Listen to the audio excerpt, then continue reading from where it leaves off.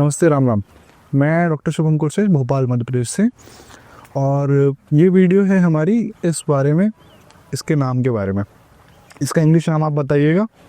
और अंग्रेज़ों ने जो नाम बताया है वो असल में ये करता है कि पेट की सफाई के लिए बहुत अच्छा है। तो आपको जब इंग्लिश नाम आप लिखोगे तो आपको समझ में आ जाएगा कि पेट की सफाई क्यों करता है ये। तो ये खेती जो है कैसे संभाली जाती है और इसमें क्या खर्चा नुकसान आ रहा है, लाखों करोड़ों कमाने वाला सच जो यूट्यूब पे आप सुनते आए अभी तक, प्रायोगिक रूप में ये कैसा सफल है या नहीं है, इसको जानेंगे सीधे इसके किसान से जो इस खेती को पहली बार में सफल बना चुके हैं। भाई मिलते हैं अपने साथ में प्रतीक पाटीदार जी से, भोपाल मद्रास से। नमस्कार सर। ये VNR B वैरायटी है, इसको 3 साल पहले हमने लगाया था और ये प्रॉफिटेबल है। इसके थोड़ा सा मैनेजमेंट अगर सही हो जाए तो बढ़िया है ये। तो आपने ये खेती जो है भोपाल में की हुई है, यहाँ का pH जो है वो 7 से ऊपर है, 8.2 के 8.2 के आसपास में है। और आपने किस मौसम में लगाना शुरू किया था इसको? सर ये जुलाई में लगाए थे। तो ये जो आपका क्षेत्र दिख रहा है ये पूरा का पूरा VNR B का ही है? हाँ सर, इसमें ट्रायल के तौर पे रेड डायमंड भी लगे हैं, 84 पौधे और 1100 पौधे VNR के लगे हैं। टोटल 2.5 एकड़ का बागान है। ये जो 2.5 एकड़ का बगीचा है, आपने किस मौसम में लगाना शुरू किया था और सबसे अच्छा मौसम इसका क्या रहता है लगा? सबसे अच्छा मौसम ग्रोथ के हिसाब से देखा जाए तो बरसात ही रहता है। जुलाई में लगाना चाहिए अपने को। पौधों का जो मरने का चांसेस रहता है वो बहुत कम हो जाता है। मेरा एक भी पौधा नहीं मरा। 1100 पूरे मंगाए थे, पूरे 1100 जिंदा हैं। 100% तो 100% ये आपने मंगाए हैं कहाँ से? ये VNR B का रायपुर में सिस्टम है, वहाँ कंपनी है, वहीं से मंगाए थे सर। VNR कंपनी है जो अपनी नर्सरी डेवलप कर रही है, फ्रूट की भी और सब्जियों का भी। हाँ, बहुत बड़ी कंपनी है, बहुत अच्छा प्रोडक्ट सर। ये जो है ग्राफ्टेड बैगन की, टमाटर के ऊपर भी नर्सरी भारत में शायद मेरी जानकारी में सबसे पहले शुरू करने वाली प्रैक्टिकल कॉमर्शियल नर्सरी रही है, जो 200 किलोमीटर रेडियस में एक वक्त तक पहले करती थी। हाँ, तो अभी फ़िलहाल जो है ये पूरे देश भर में अपने VNR B को सप्लाई करती है और मल्टीप्लिकेशन का काम कर रही है। ये बाकी अमरूद की किस्मों से क्या अलग है? इसमें मीठापन है, स्टोरेज या कुछ और चीज़ें? सर इसकी कीपिंग क्वालिटी बढ़िया है बहुत। इसको 10-12 दिन तक कुछ नहीं होता, जैसा ये टूटा है 12 दिन तक वैसा ही रहता है। इसको कहीं ऑल ओवर वर्ल्ड आप एक्सपोर्ट कर सकते हैं, कहीं पहुंचा सकते हैं इसको। तो बाकी किस्मों से प्रैक्टिकल आपने कभी देखा हो, दूसरे बगीचों में भी आप गए हो तब आपने अपनाया होगा सीधे 2.5 एकड़ के खेत को, तो उत्पादन क्षमता इसकी बाकी किस्मों की अपेक्षा में वजन हल्का क्षमता भी ज़्यादा है सर। वजन क्षमता तो सर इसका 1 किलो तक चल जाता है और किसी वैरायटी में 1 किलो का फल नहीं होता, इसमें होता है। लेकिन 1 किलो का मार्केट में प्रॉफिटेबल नहीं है, कमर्शियल वायबल नहीं है, क्योंकि छोटी फैमिलीज हो गई हैं आजकल भारत में। तो 300 से 400 ग्राम का प्रैक्टिकल फल रहता है, उसी का रेट मिलता है बाजार में सबसे ज़्यादा। हाँ जी। तो आप जो ये हमारा साइज है हाथ में, ये 3-4, हाँ जी, ये परफेक्ट साइज है सर, 300-400 ग्राम के।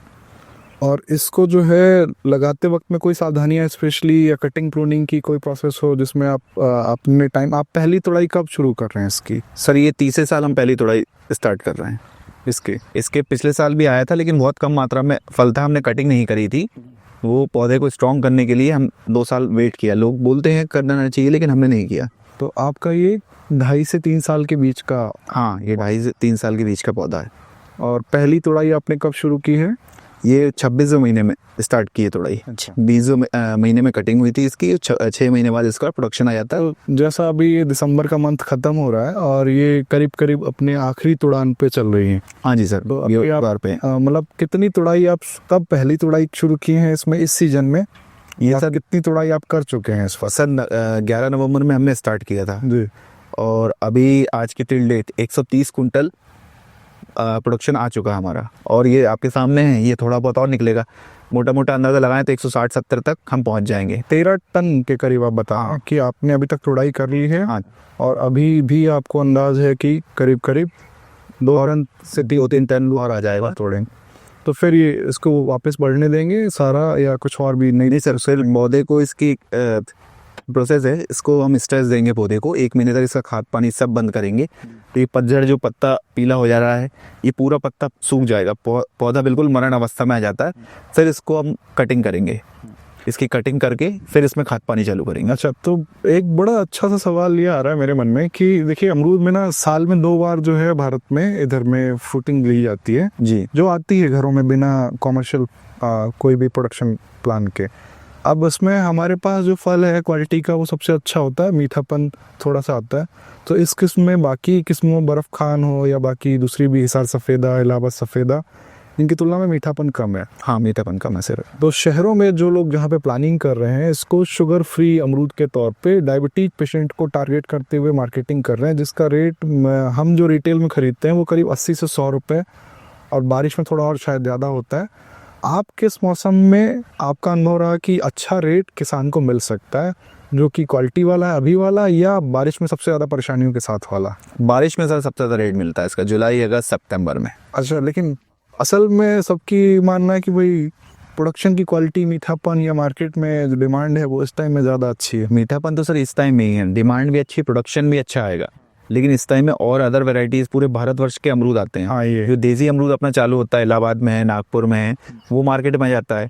ये थोड़ा सा महंगा, कॉस्टली रहता है, तो जनता जो है वो देसी पे शिफ्ट रहती है। देसी मीठा रहता है और इजीली अवेलेबल रहता तो है। इसका कंपटीशन जो है देसी जो मीठी किस्में हैं उनके अपेक्षा में ज़्यादा बढ़ जाता है इस मौसम में। इस मौसम में और बारिश के टाइम देसी नहीं आता सर, केवल यही वाला वैरायटी था। जो आता है वो फीकापन हो जाता है पानी से फूलने से, या सबसे बड़ा इम्पैक्ट जो उसको प्रोडक्शन इल्ली वगैरह भी आती है थोड़ी सी, वो फ्रूट फ्लाई का सबसे बड़ा पड़ता है। तो पैकिंग या बैगिंग होने से इसकी क्वालिटी जो शाइन है वो ज़्यादा रेट दे देती जी। पैकिंग करना ही पड़ेगा, तो क्वालिटी ऐसी बनती है, उसमें दाग धब्बे कुछ नहीं है। आता। आप ये कह सकते हैं कि इस मौसम की फ्रूटिंग को आप कम कर लें या ना लें, ठंड वाली को, और बारिश वाली को अगर ये वैरायटी में जहाँ पे बैगिंग पैकिंग हो रही है वो लें तो कम कंपटीशन की वजह से उसको ज़्यादा रेट मिल सके। बिल्कुल सर। अच्छा, ये बिल्कुल नई जानकारी है जो अधिकतर आपने सुनी होगी कि हमेशा रबी सीजन का जो फ्रूटिंग है वो ज़्यादा क्वालिटी का और अच्छा होता है, लेकिन कंपटीशन बढ़ने से रेट जो है वो डाउन पड़ जाता है। तो जब डिमांड और सप्लाई का नियम जो कह रहा है, जब डिमांड बनी हुई हो, सप्लाई पूरी तरह से प्रभावित हो जाए, तो आपकी जो क्वालिटी प्रोडक्ट रहेगी वो ज़्यादा अच्छा रेट पा सकेगी। अच्छा, दूसरी चीज़ जो ये है कि इसमें जो किसान को निकल के आ रहा है प्रोडक्शन प्रॉफिट, वो कितना आ रहा है? सर अभी जो मेरा अंदाज़ा चल रहा है, 1 एकड़ पे लगभग 1.25 लाख रुपए अभी बच रहा है मुझे इस सीज़न में। एक सीजन? हाँ, इसमें रेट मुझे 20 रुपये से लेकर 40 रुपये तक मिले हैं। तो जो किसान साल में एक सीजन अगर 2.5 एकड़ का बगीचा प्लान करें, तो एक मोटा मोटा जो पूरी तरह से तो नहीं, लेकिन मोटा मोटा जो आपको लगता हो वो खर्च बताइए कि कितना आ रहा है इसकी खेती को शुरू करने के लिए। सर शुरू करने के लिए तो एकड़ की अगर अपन एकड़ से लेके चलें तो 1 एकड़ पे मोटा मोटा 50,000 रुपये ड्रिप का आ जाता है। उसके बाद पौधों का आ जाता है, 450 पौधे लगते हैं, 12x7 के डिस्टेंसिंग पे ये पौधे लगा रहे हैं। 1 एकड़ का मतलब हो गया, हेक्टेयर का मतलब हो गया 2.5 एकड़ का। हाँ, 1 हेक्टेयर। आप 1 एकड़ का बताइए। 1 एकड़ का मैं बता रहा हूँ, एकड़ ज़्यादा प्रचलित है भारत में।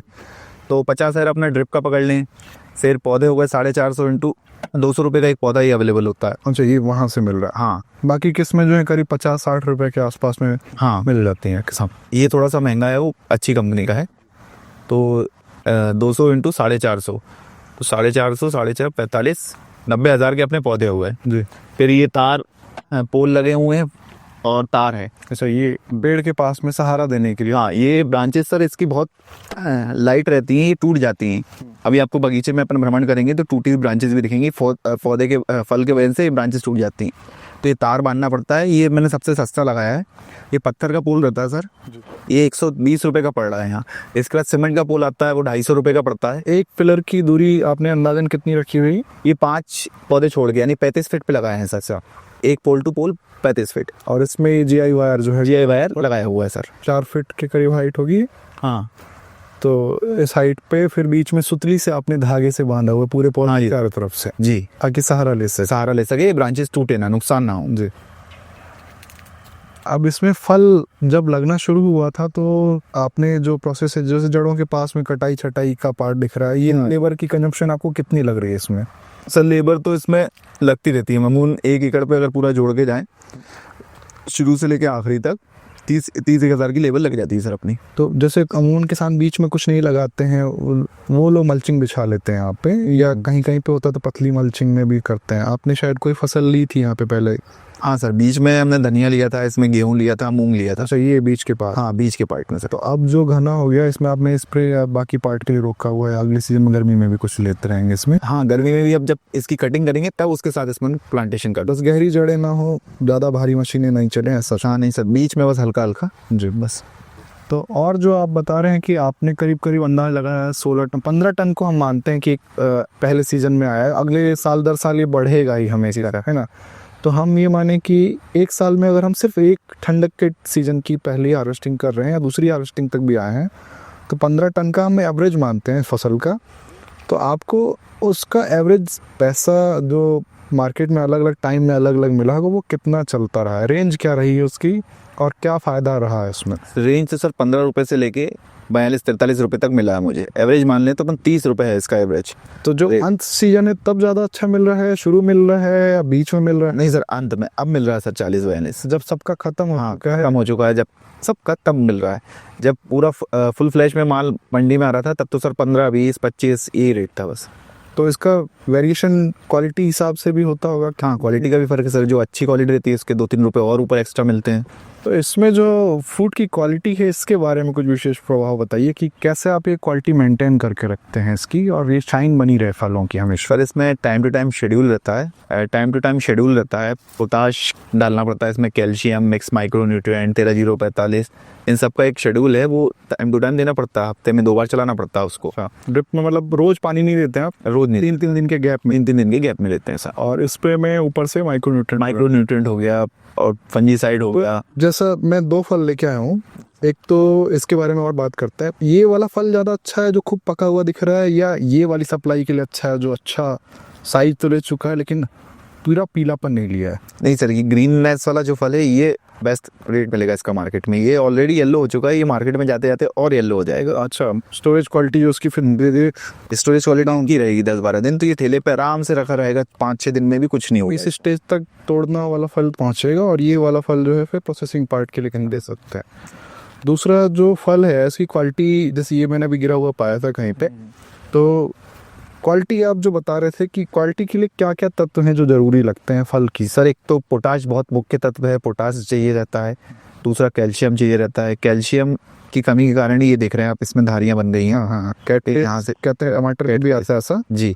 और ब्लॉजम एंड्रॉयड जो है वो भी कैल्शियम की कमी से होता है फलों में ज़्यादातर। और पोटाश भी डालना पड़ता है टाइम टू टाइम, फंजीसाइड डालेंगे तो ये कमी नहीं आती है, ऐसा फल आ जाता है 1-2। अच्छा, फल फटते हैं कई देखा हमने, या काले पड़ रहे हैं? वो बोरॉन की भी कमी की वजह से होता है सर। बोरॉन प्रॉपर मात्रा में नहीं जाता तो नीचे से फटने लगते हैं बोरॉन और कैल्शियम। तो ये सभी फलों में होता? सभी फलों में, वो तो जैसे सब का चलता है सब्जी वगैरह का वैसे ही इसका चलता है जी। और ऐसा ही फलों के बारे में, काले होने के बारे में जैसे कहा जाता है कि कोयल आ गई थी वहाँ पे और उसने कुछ जो है कर दिया, तो उससे ज़्यादा अच्छा पार्ट होता है सल्फर डाइऑक्साइड गैस का फॉर्मेशन अगर 2 किलोमीटर रेडियस में हो रहा है, और वो सबसे बड़ा सोर्स होता है ईंट भट्टे का। तो कहीं भी अगर ईंट भट्टा हो तो कोशिश करिए कि वहाँ पे बगीचा लगाने से बचा जाए। तो फ्रूट क्वालिटी, प्रोडक्शन, इसका इकोनॉमिक्स और इस बारे में बहुत अच्छी जानकारी हमको मिली इस वीडियो में, और ये सभी बिल्कुल प्रैक्टिकल तौर पे समझाने के लिए प्रतिक्रिया आपका बहुत धन्यवाद, बहुत बहुत धन्यवाद। डालेंगे एक नई वीडियो में। Thank you.